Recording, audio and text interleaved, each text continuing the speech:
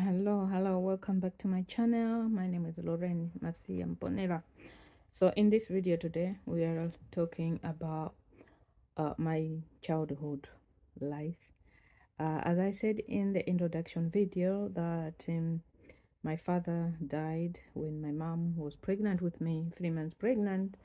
And so my mom moved to the village where when I was born and when I turned 7 months old, my mom left me with my grandmother. So my grandmother was married to my grandfather. She was a second wife of the three wives.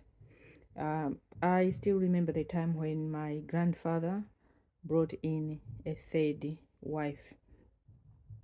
So as I was living with my grandmother, life was hard, but we were happy. My grandmother worked very hard all the time, but the earliest memory that I have was a time when one of my sisters died, because I have a firstborn brother and second-born brother, and then the third one were twins, girls. So one of the twins, one of my sisters, um, died. So I remember the moment when she died. We were just outside our house. We had a lot of um, fruit trees. So this was under a tangerine tree. We were just playing there. And one of my uncles from my other grandmother, the eldest in the wives of my grandfather, came to take my sister to the hospital. So as he was trying to fix the bike and took my sister on his back, my sister passed like urine, and but my uncle still rushed with her to the hospital. But when they arrived at the hospital, they told her that no, the child has already died. I can't remember the age I was, but I estimate to be around 1979, when maybe I was 5 years old. Yeah. So I still remember that moment because there was a lot that happened following that. Like because he was one of the twins in my culture, there has to be, some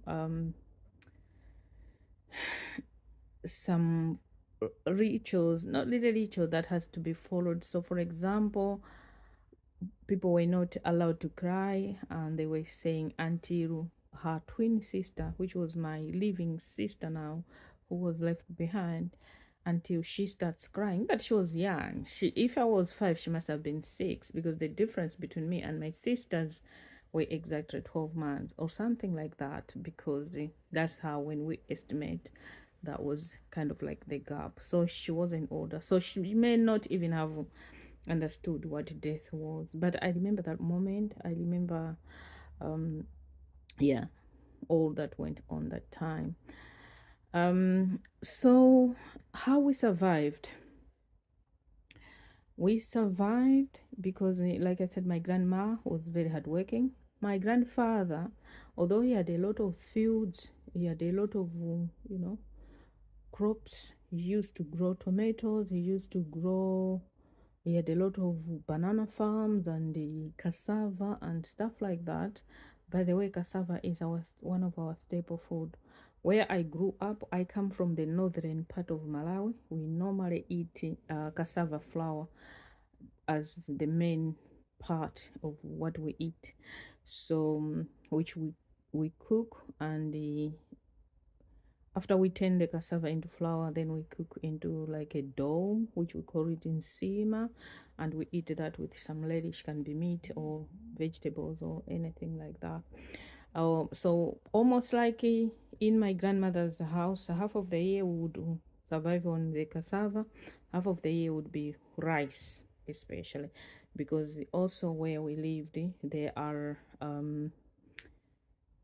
swamps, fertile places for growing rice. So we used to grow rice.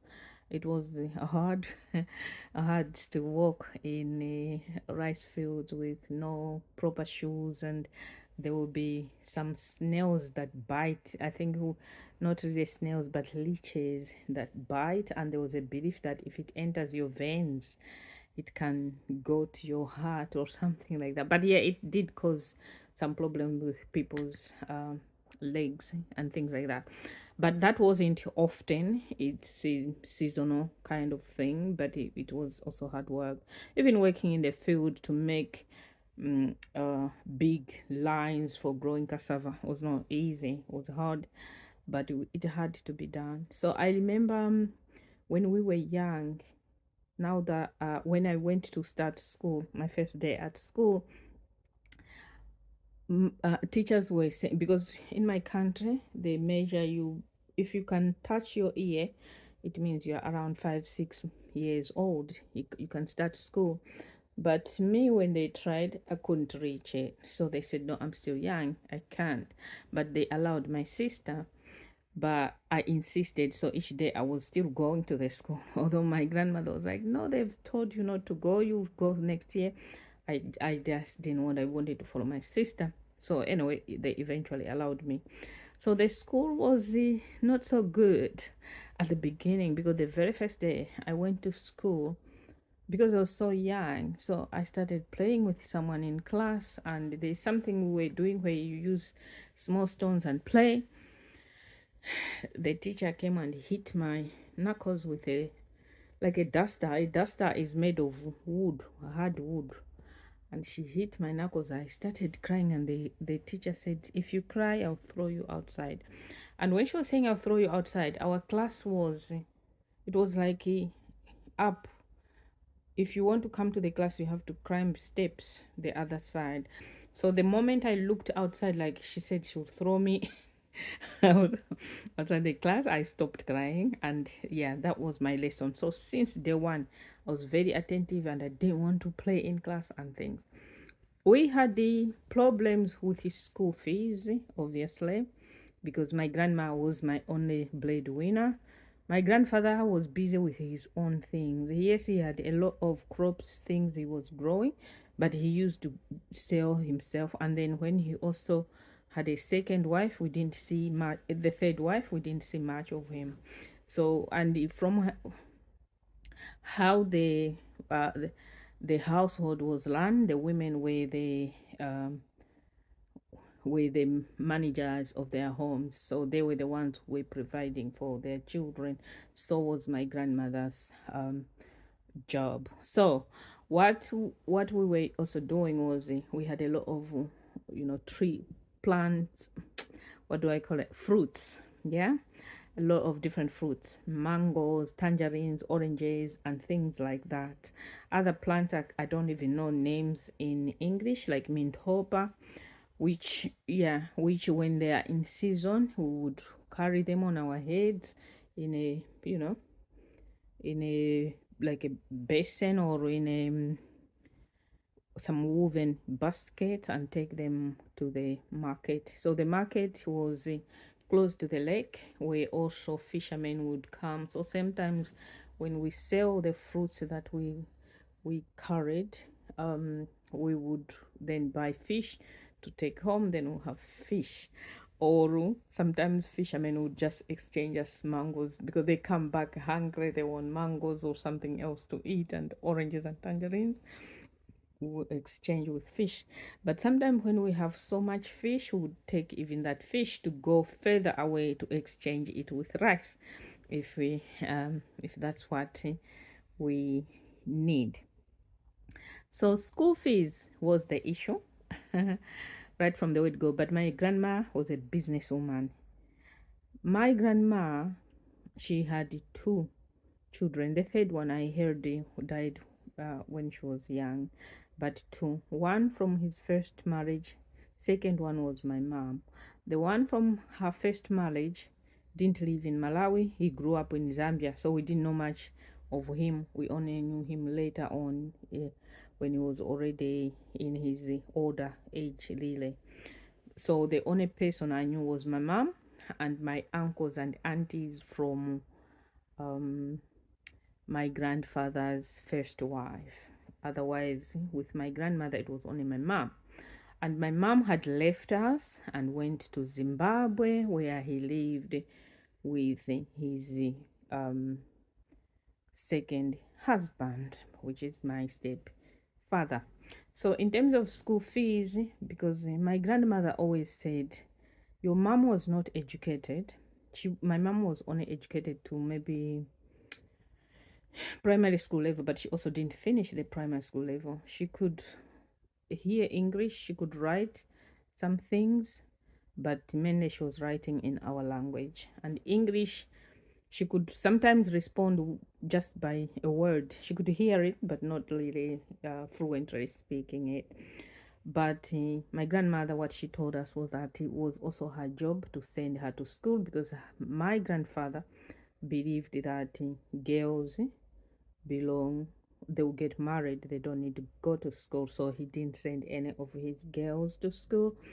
But my grandmother was doing everything to send my mom to school. But when she reached a certain point, which I estimate that she was around 17 years when she was married, then my grandmother now had a job to educate us. So she was telling us to say, if you can learn how to calculate the money, because she was a businesswoman selling small things to be able to pay for our school fees. So she wanted us to, to help her with calculating money. So she was like, I'm sending you to school because I want you to help me to calculate the money. So it doesn't really surprise me that arithmetic was my best subject ever. I loved arithmetic. Yeah, so she would go to the school where we were with a few things, sometimes chicken eggs, sometimes processed cassava, and sometimes potatoes, sweet potatoes, anything that she could take from the field, sometimes bananas, and she would take them to the teachers, and so the teachers will buy, because they received salary, so they'll have some cash, and usually it would be people that are not from home, from our area. So it's people who do not have maybe uh much, or they've just been moved in, so they will need to be buying these things anyway. Or sometimes she would just go to the head teacher and leave those things with him, and the head teacher will say, I'll sort their fees, just bring so much of this and this and this. And then yes, that head teacher will pay for the school fees. Sometimes we'll get cash so that my grandmother can buy us uniforms, because otherwise we would not be allowed to go without uniforms. And I didn't have shoes. I don't remember having shoes. And we walked very long distances to our first primary school. But the shoes that I remember, it was a time when I had moved from the village to the city, and one of my uncles, he bought me shoes the very first day that I met him, because I went to his office barefoot because I didn't have shoes. I had come to town without shoes. So that is the village girl that that is me. And yeah. And so there's also a time when we were still in the village, because we need to finish the village first before we move on to the town stuff. Not in this video, but the next one. But this one, let's talk a little bit more of what's going on in the village. Okay. So there was a time my mom came home, and my sister was sick. One of the twins, the one who remained behind, was sick with malaria, because in my country malaria is so common. And I suspect that even my other sister who passed away, it must have been malaria, because she was having convulsions. She would pass out and come back, open her eyes, and then collapse again. And because at that time my grandmother was also at the hospital with my cousin, the uncle that lived in Zambia, the one I said he didn't live in Malawi, but he left a daughter behind who lived with us. So that daughter was very sick, so my grandmother was with her, admitted at the hospital. Well, at home, my sister also got very sick, so there was nobody to take her to the hospital until the time when my uncle from far where he lived, he came home just to pick him, to get him to the hospital, because there was no one else. My grandmother was already in the hospital with another child, and hospitals were far. It was a long distance to walk. Okay, so when my mom came, this one of my sister who is remaining, she got sick with the malaria. So my mom said, "No, don't go to school." And she sent me a message, tell the teachers that she's not coming because she's not well today. So I told the teacher. But the following day, when my sister turned up to school, the teacher said, why you didn't come yesterday? You need to come back in the afternoon to do a punishment for not attending classes." And so there's a phone coming. Let me just cut it. And so um, my and so yeah, sorry, someone keeps calling on it. Uh, and so because I'm recording through the phone, so my sister was sick. When she went back to school the following day, the teacher said, "No, go home, bring a hoe. A hoe is what we use for hoeing." A hoe is HOE. Yeah, so it's one of the equipment that we use at home to clear the bush. To it's a handy. It's what we use basically. So when she went home and told my mom that the teacher has asked me to bring a hoe because I didn't go to school yesterday, my mom told my sister to sit down and say, "I will go," and she told me to say, "Let's go." So I went with mom to back to school in the afternoon, and my mom went to meet the teachers to say, "Because you you've called my daughter to you told my daughter to come back and do a punishment, I'll do it on her behalf because she was sick yesterday." And I sent a message, but I'm just trying to fix the phone. But you didn't but you still say she should come and do the punishment, and the teachers apologized, and then we came back. But there was a lesson that I learned there from my mom, that actually we should not just accept things because it's from authorities, or it's things that we should just comply. But if something is not right, it's not right. So yeah, I am an activist today. I know I've been influenced by so many different people along the way, but that was my earliest lesson that I learned from my mom, for telling my sister to stay at home and that she will go and do the punishment for her, because she said, "No, you are sick, there's no way you can go and work." So like I said, although life was hard, but we were um we were happy. So because the life was hard, I tried to move around a little bit at home. Um, the house we lived, it was grass thatched, a house made of mud. My grandmother every year would, make sure the house is nice and clean and smeared, and he'd add grasses or remove the grass and put new one and all of that. She was very hardworking. If I mean hardworking, she was really a woman that really worked hard for us to be here today. But I was just getting tired of the life that we lived, because life was hard. Not every time we had fish, because fish is can be seasonal. During November, December, it's breeding time. There's usually no fish. Of course, they will have some fish preserved, like dried, but you get to finish all of that, and so you rely on vegetables and yeah, things like that.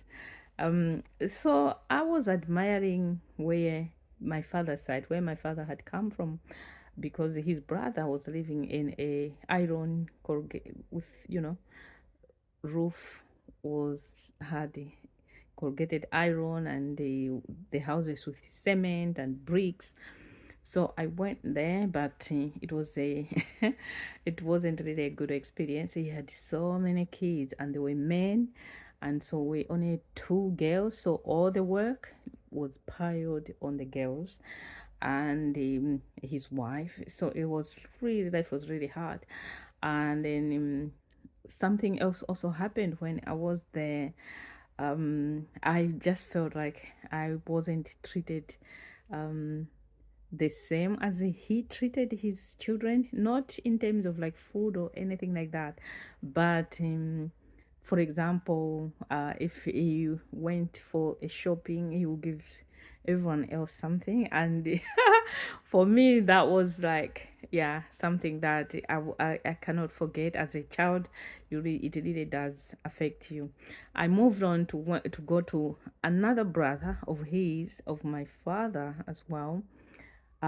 Things just got worse and worse, and so eventually I came back to my grandmother's house. So when I came back to my grandmother's house, my grandmother, oh my god, it was like, yeah, you thought, what were you thinking I was?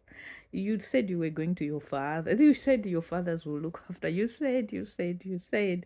So that also kind of like, with me, it wasn't really good thing for me, and I was looking for ways to go and find my mom, which eventually I did. And we'll talk about that in the next video, what life was like in the city. And yeah, so this is it. This is my early life. If you have any questions of anything that I have talked about and you want me to expand on it, please just leave a message below and I will talk about it. So thank you for being here. Bye.